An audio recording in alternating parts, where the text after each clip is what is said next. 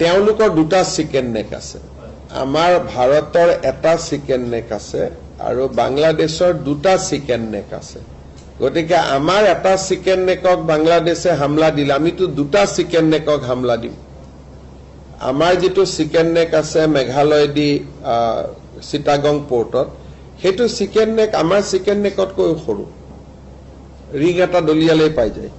সেইকাৰণে এইবিলাক কোৱা কথা, আমিও আমাৰ চিকেন নেকটোৰ কথা কৈ থাকো যাতে বিভিন্ন টানেল আদি বিভিন্ন আঁচনি ভাৰত চৰকাৰৰ পৰা আমি পাব পাৰো।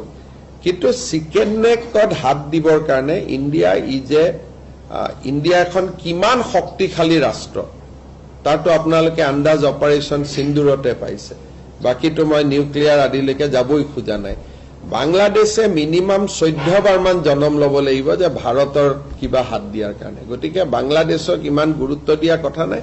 ইটছ এ স্মল কাণ্ট্ৰি আৰু ভাৰতৰ লগত তাৰ তুলনা নহয়।